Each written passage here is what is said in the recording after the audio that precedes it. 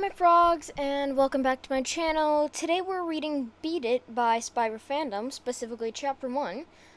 This is the third fic in the Moonwalker AU, and as usual for this series, the artwork is made not by me, but by SpiraPhantom. Anyway, let's not waste any more time, and let's get into it. Chapter 1, Deku vs. Coal Burner. Summary. Time has come to cap off the first school term with the UA Sports Festival. What, you expected it to be the first 2 weeks? That's old news. HPSC President Kibutsuji convinced UA to evolve the event. And that is why now, the best students of UA now contest Kimetsu Academy. But it ends the same way with the fighting tournament. They say UA even has a quirkless hero participating this year. Okay, so here's a little bit of context for the series. It is not a My Hero Academia x Demon Slayer crossover. It is a crossover between My Hero Academia and Kimetsu Academy, otherwise known as the chibi version of Demon Slayer, or just like the obligatory chibi spin-off. Anyway, let's actually start the chapter. Beat it.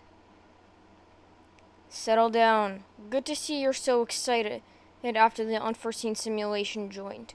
You'll need it in the coming days. This new standard sports festival is coming up. This new standard sports festival is coming up, in a way. That means the preliminaries are starting next week and last until the end of the term. Pro Hero Eraserhead, the homeroom teacher of the rambunctious Class 1A of UA High School, the youngest of the enrolled heroes to be, scratches the ugly chin in mild frustration. Over the course of the term, all first year, second year, and third year classes will be competing for the right to be featured in the main sports festival.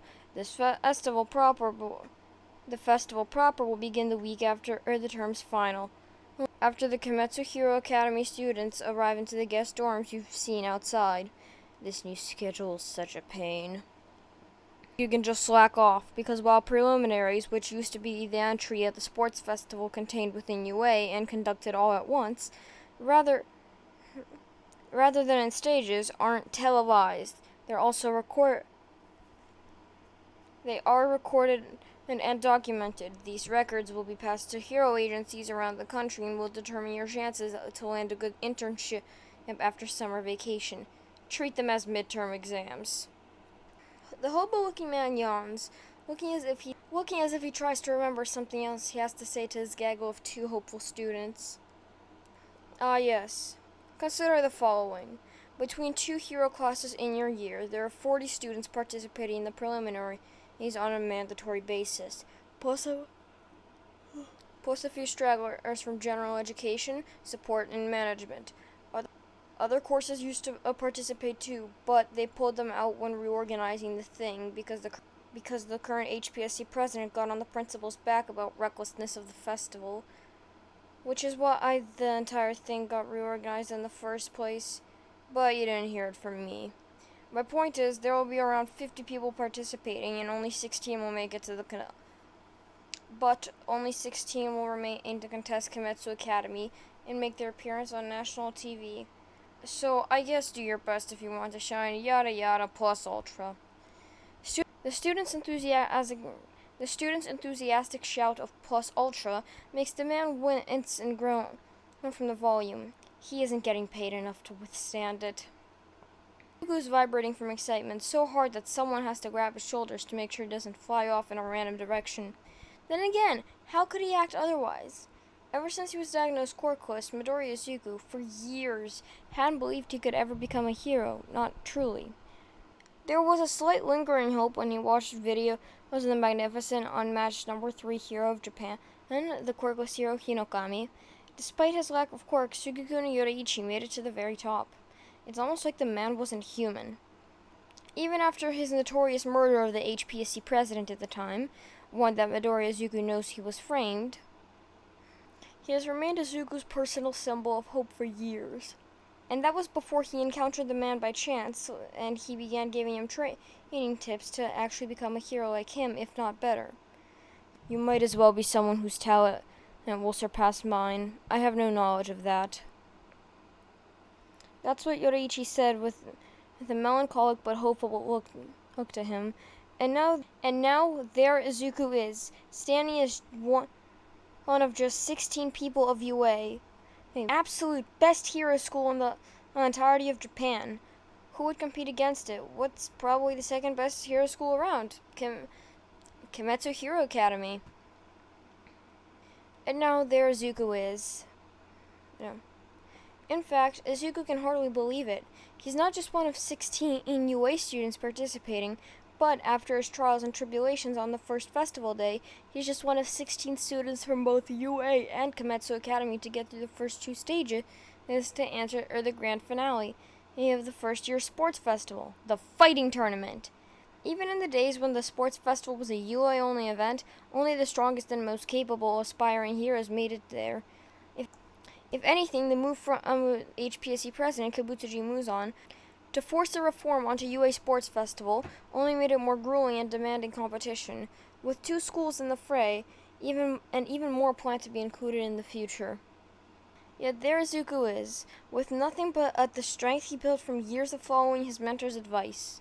Izuku thinks about how Yoruichi must be watching in the festival during his work at his friend's antique shop. He hopes to make both him and his mother proud.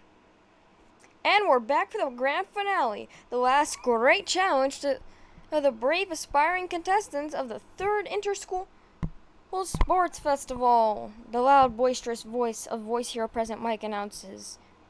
There are quite likely hundreds of people in the stands of the grand circular arena, cheering onto the lucky students. President Mike, however, isn't the only announcer in the grand event, teasing the audience with promises of a grand spectacle. Yo! Look at the roster, perfectly balanced with 8 students of UA and 8 students of our very own Kimetsu Hero Academy, vying for the ultimate victory.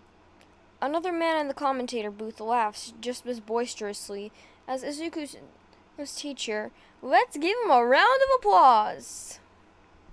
Yoko, the Vase-Art hero, the head of Kizuki Hero Agency, and the uncontested #1 most villain-looking hero, ranking for almost 20 years straight, is one of the most prolific heteromorphs in Japan, and drifting the single digits of the hero rankings, most often challenging Edgeshot for the title of #5 hero.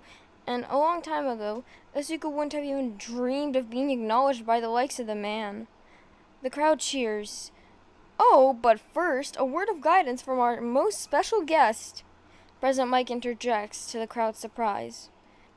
Izuku himself is surprised and exchanges glances with the tall and broad-shouldered classmate whose reddish eyes look as confused as his own.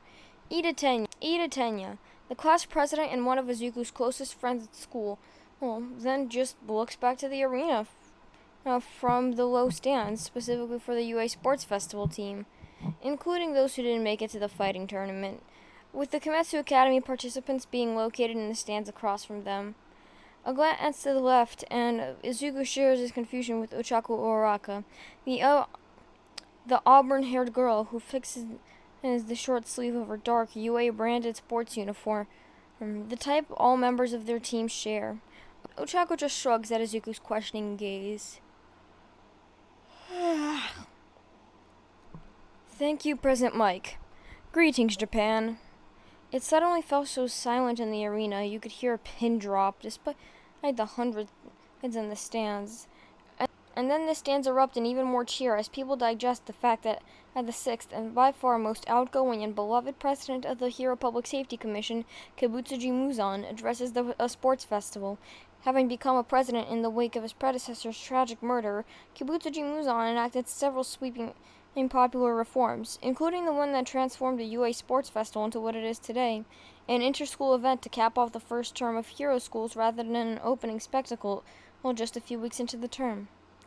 I'm glad to see we're all in high spirits today, Muzan says, his confident yet to an extent serene voice echoing through the stands. It warms my heart to see the growing generation of heroes, putting their all into showing the world what they can do. Say, Kibutsuji-san, what prompted you to attend this year's sports festival? Gyoko asks the man joyfully, and first thing the Vaysard hero receives is a subdued chuckle. Several reasons, the president replies, but I've always wanted to see the famed festival up close, especially after it was prompted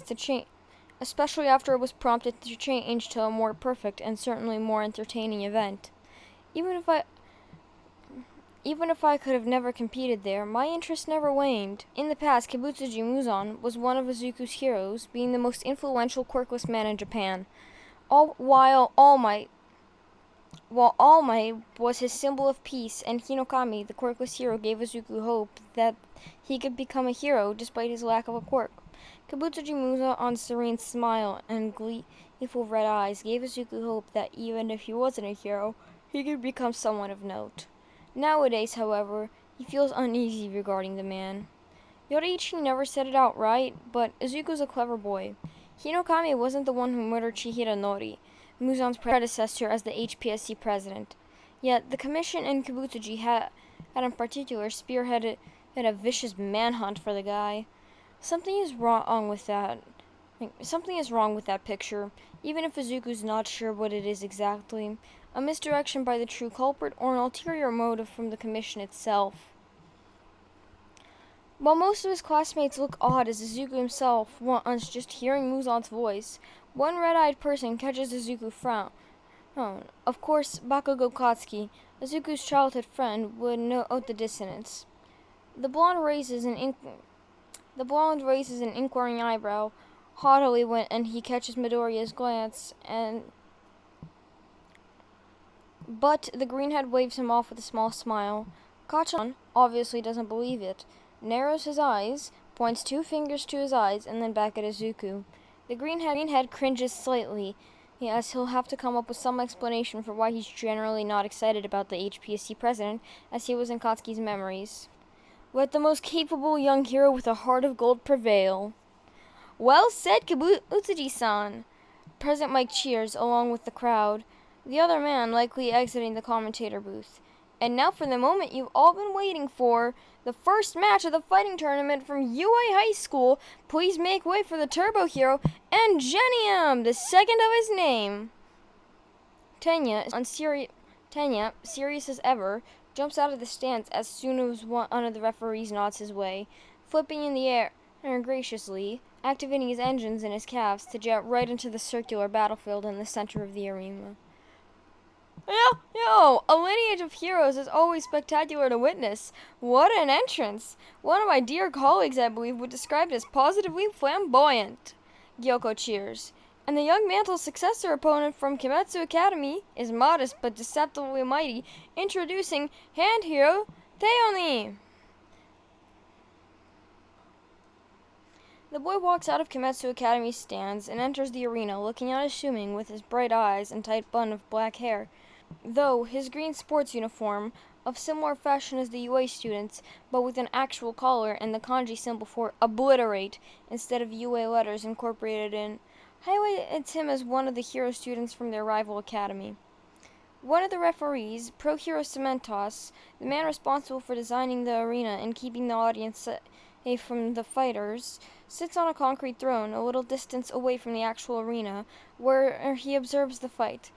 Another UA referee, the sensual R-rated hero in Midnight, stands next to him, gripping her whip and watching the proceedings with a smile.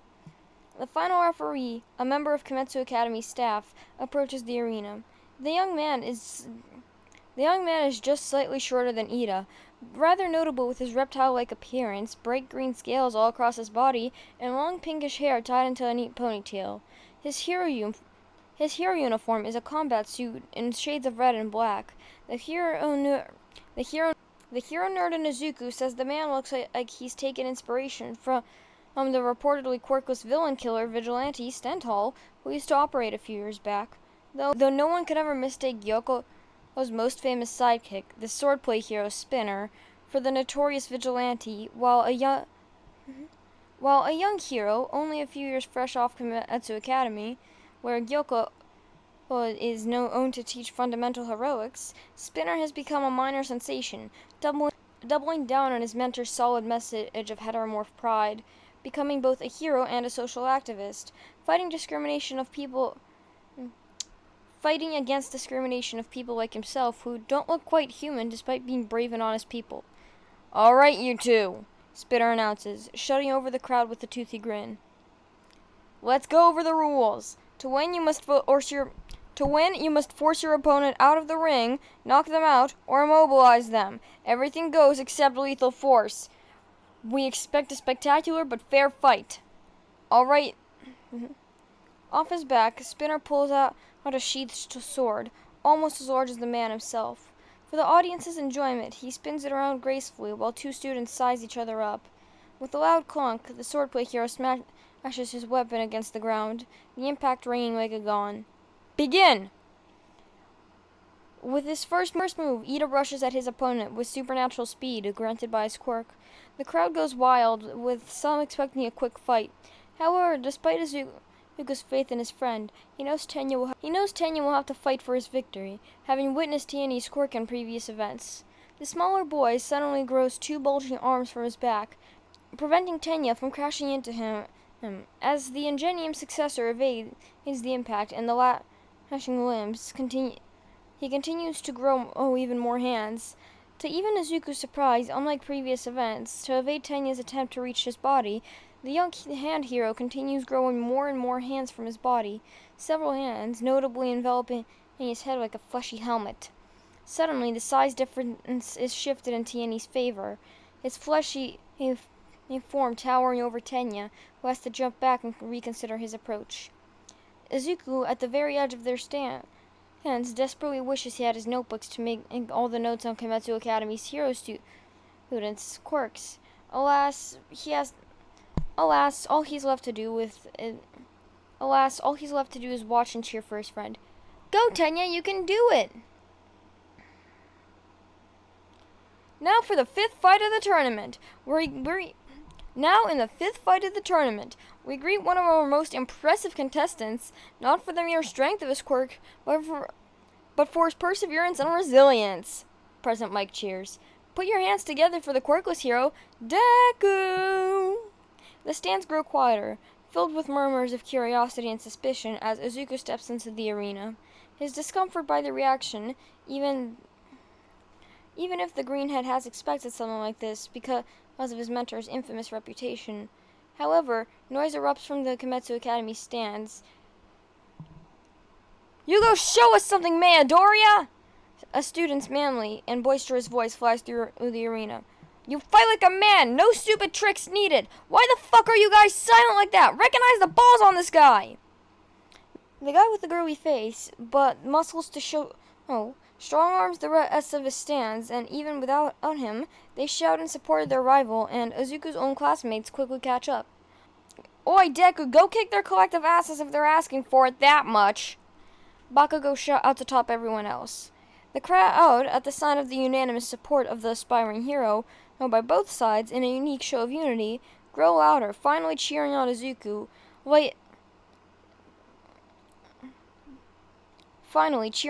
and lightening up his spirit. "What an outstanding young man! I can respect such tenacity!" Gyoko laughs, cheering on Izuku as well from his booth. But let's see how he does against one of Kimetsu Academy's finest. Going against the brave new quirkless hero is a boy whose heart is burning with courage. Meet the brave and empathetic brightness hero, Coal Burner. One of the new conditions Commission President Kibutsuji put onto the sports festival is the anonymity of the students' real names to protect them from both predating press and opportunistic villains.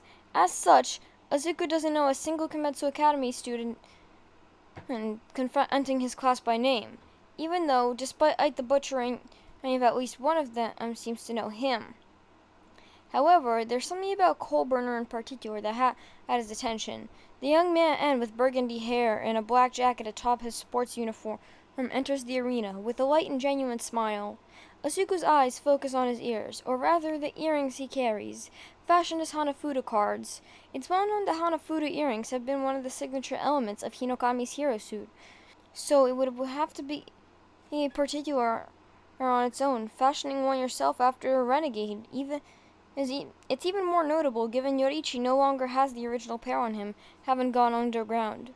Of course, it'd be pure conjecture on Izuku's part, if not for Coalburner's face. These days, Yoriichi Isugikuni is a humble part-time worker in the antique shop in Mustafu, known as Kamado's Relics. The shop's manager, Kamado Sumiyoshi, carries an uncanny resemblance to Coalburner, and Izuku can't help but feel they're all interconnected. It's a pleasure to meet you, Deku-kun. Deku nods, with a smile of his own. Likewise, Coalburner's son. Such polite brats! Spinner grins as he stands next to the arena, sheathed blade over his shoulder. Okay, guys, you know the rules. We expect a fair fight and a spectacular fight, you two. The swordplay hero smashes his sword against the ground. Begin! Hinokami, the first quirkless hero of Japan, is known as a swordsman, and while it's one of Asuku's many skills, his teacher trained him to think unconventionally, and while he still can't measure up to the overwhelming strength, he covers it up with support items designed for him by a friend from the support department. Smoke covers the arena from one of the marble-like bombs Deku carries on his hips in a string, and throws to the ground before Coalburner can make his first move. Deku's own speed and reflexes are trained to the absolute limit of his teenage body. Oh ho! Our first proper use of support items! Gyoko cheers. A sustainable strategy if you use your head and have a good arsenal from a good support designer. Oh, trust me, he's got the best designer from our support department. Hatsume Mei is a genius, I'm telling you. I've seen what she can do. For misdirection, Deku runs around the arena, taking care to note the shadow and the smoke where Coalburner is located. Once he's sure of the other's back is turned to him as he tries to locate Deku, the greenhead jumps at the boy with a blunt katana, the second of the items he brought. Sun Kagura, first kata, dance! Izuku is surprised when he slashes the katana down in a downward vertical arc, and a hand catches the blunt blade with his steel grip and forces Izuku to land. Impressive maneuver, Deku-kun, but I'm good at seeing through misdirection. Coalburner grins, grabbing Izuku's katana with both hands and flipping the UA student over him with shocking strength, leaving Izuku to crash back first against the floor. Despite his quiet steps and thick smoke, Coalburner has managed to detect him, so Izuku naturally thinks of the other possessing a quirk that enhances his senses. He rolls to the side before Coalburner jumps and smashes his fist into the ground where Deku was, leaving a sizable indent with a trail of heat following his fist. Izuku's thoughts rush as the contrasting showcase of the two abilities. On one hand, an enhanced sense, on the other, superhuman sturdiness. Rather likely, two aspects of mutation quirks making him more durable, which means he has to maintain a distance before going for a strike, especially when it appears when Coalburner channels his heart and body to fight, making his body run hot enough to leave a heat trail. As he jumps up from the ground, evading Coalburner's low kick in the process, Izuku pulls another one of his bombs. They all look identical in uniform, black marble with a singular ring and a cute flat little button at the top. Izuku knows that Mei designed a variety of trick bombs for him that he can distinguish by the perforation right above the seam. Once the bomb hits the ground, the arena erupts in a blinding white light and a high-pitched ringing noise of the light flashbang grenade. While Izuku himself is also affected, momentarily rendered just as blind and deaf as his opponent, he memorized their position in detail. His body moves on preemptive instinct, guided through the motions of a sword fighting style to reach Coalburner. Sun Kagura, 11th kata, fake rainbow! With Coalburner's hearing overwhelmed, even if his sight restores in time to react to Izuku's strike, the nature of Hinokami's 11th technique, grounded in high-specs rotations, creates afterimage that disallow unreliant on their sight to perceive the user. Though the motion is purely defensive, and after Izuku counts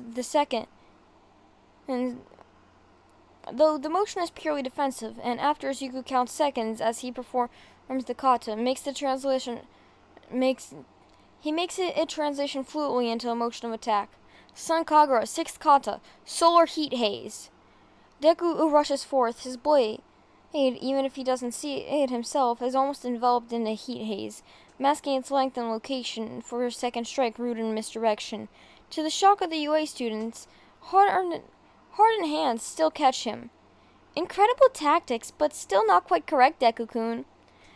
One hand grabs his blade, and the other chops at his wrist, forcefully breaking Izuku's grip on the weapon. Coalburner then quickly shows himself to be an absolute menace in close combat, just as capable as Deku, but without full access to his sight and hearing. The green had received several strong punches in his gut, pretty surely hearing something crack, and gets flipped over the burgundy hair student's shoulder for his trouble, completely losing track of his blunt blade. What a bang! President Mike explains. I could barely see through the explosion, but man, it's obvious our quirkless dark horse isn't out of the game just yet. Truly flashy, Gyoko cackles. Skilled with a blade and carrying a literal bag of tricks on him, a masterful utilization of the element of surprise. I must admit, I know one boy who is looking very annoyingly good at it. And so I know the worth of a good distraction. Deku props himself up on his elbows, wheezing in pain. Do you yield? Coalburner asks firmly, but not unkindly, and Izuku masks, reaching for another bomb with emotion, as if he's holding his ribs to check himself for damage. Not yet. Enhancement of sight and hearing has been discontinued as the focus of Coalburner's quirk. While there's taste and touch, Izuku's opponent hasn't bitten him and wears too much clothing to use his skin to the extent he does, leaving only one sentence Izuku can obscure, at least hypothetically.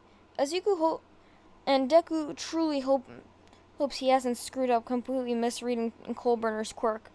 Deku throws a marble bomb at Coalburner, while his opponent jumps away from it. It still smashes against the floor, breaking into a cloud of green smoke. The sharp, irritating smell of ammonia is unbearable to Izuku, who knows to cover his nose quickly, but it turns out to be completely debilitating to Coalburner, whose sharp nose now transforms into his greatest weakness. The other student's moment of paralysis gives Deku time to find his blade and jump towards it, readying another attack, and this type of smoke cloud is too thick to dissipate, but Coalburner is still left confused, twisting around while shakily trying to keep his fighting stance, expecting Izuku to attack. Sun Kagura, 4th kata, Blazing Bones, Summer Sun.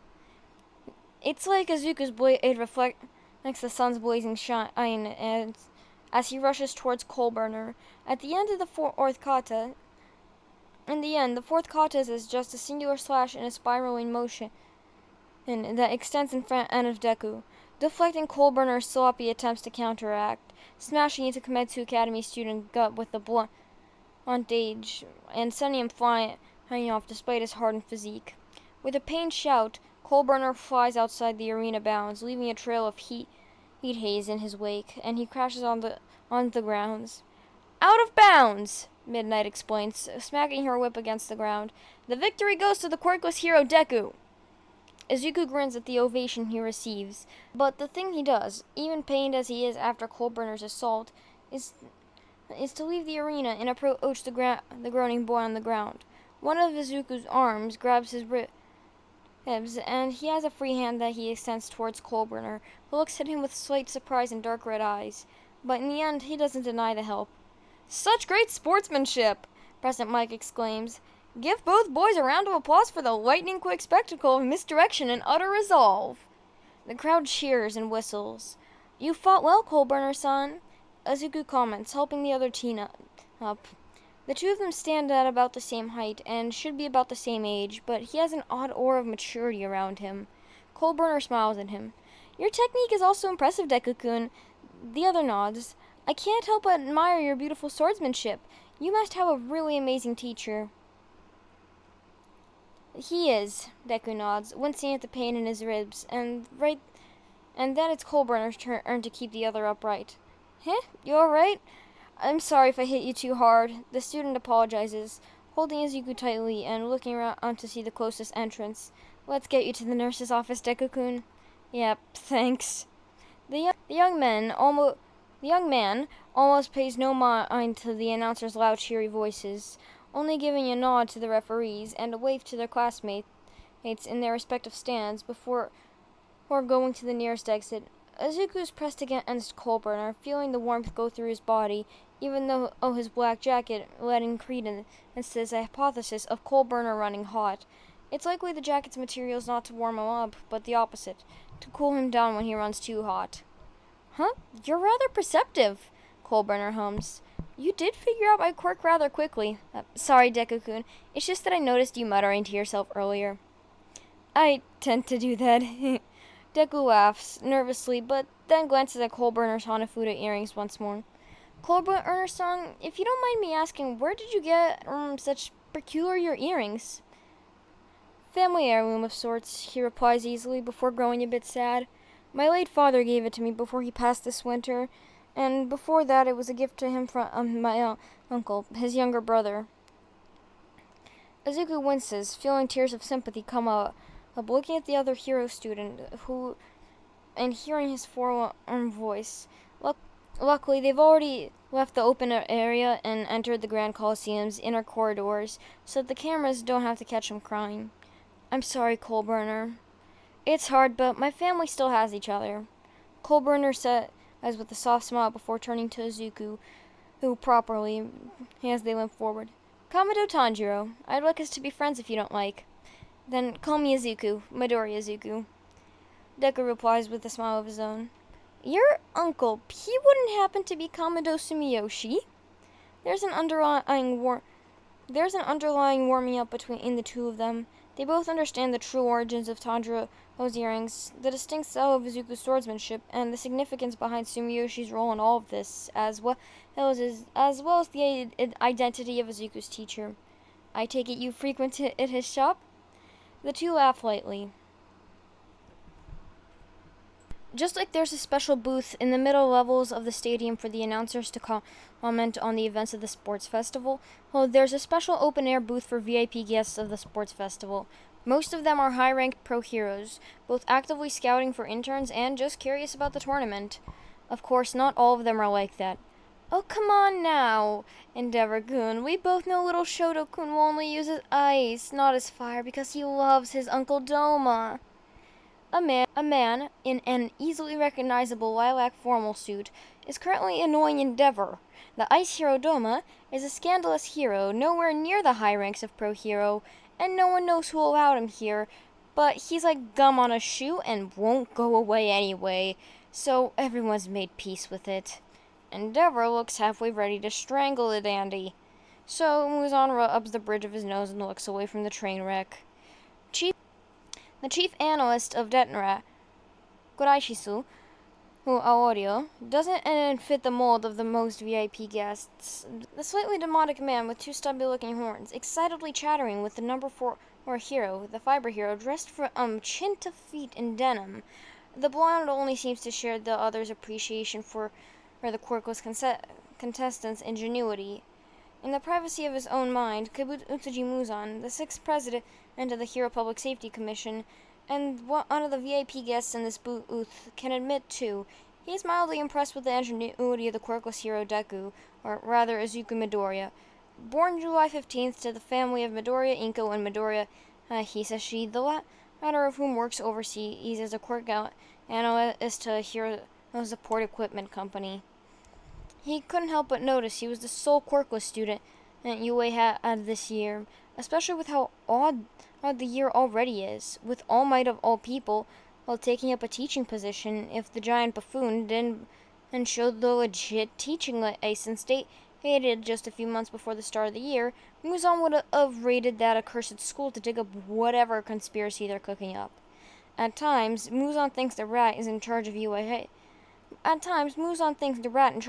High School as even worse than his cousin with his Kimetsu Academy. Comparing a single school sports festival to the Olympic Games of the past, that might be the most conceited thing I've heard from UA on which I must commend you. This world may be different from the pre-Quark era, and after the Olympics broke down, people have yet to use their brains to realize they can establish an actual Quark Olympics, but there must be a line in the sand. Let me put it bluntly, Nezu-san. I'm not like Chihira-san. I have many objections to how you run things, and I will make them clear. You put children with a week of training for first years, and the hero classes who actually have combat training. You put children in with a week of training for the first years, and the hero classes who actually have combat training in the regiment. You put them in a coliseum and let them have at it. You might not grasp human morality, but I can assure you I should put it in plain terms that people will give me free rein to deal with UA as I see fit. That famed brain of yours and optimize this mess. Of course, Nezu and Kagai would often join efforts to aggravate him, and after 3 years of reorganized sports festival, they plan to include Shiketsu and other hero schools across Japan to make it an actual countrywide event. In theory, that is exactly what Muzan wanted. In practice, a constant aggravation since the rat doesn't take the bait and pridefully denying Muzan control of UA. Muzan's red eyes, given aside to all the pro heroes in his booth. Endeavor, Best Jeanist, Present Mike, Doma, All Might. There are too many of those heroes. Touting their quirks, filling people's heads with pointless dreams, and making them rely on their inconsistent presence and power array. What will the world become once All Might retires, once their symbol of peace dies? Human life is imperfect and finite. The world will change, and it won't change for the better. Muzan hates change. Muzan-sama. And the quirkless man relaxes the tight grip he has on the arms of his seat. The president takes a deep breath and focuses. Right, the quirkless hero Deku. There was something off about his fighting style. Something irritably familiar. And that brat from Kimetsu Academy, Coal Burner, had those Hanafuda earrings. Could they be merchandise? But what a brave decision to wear those after Muzan's expansive smear campaign against Hinokami. Kokushibo. Muzan raises his eyebrow. I have no doubt that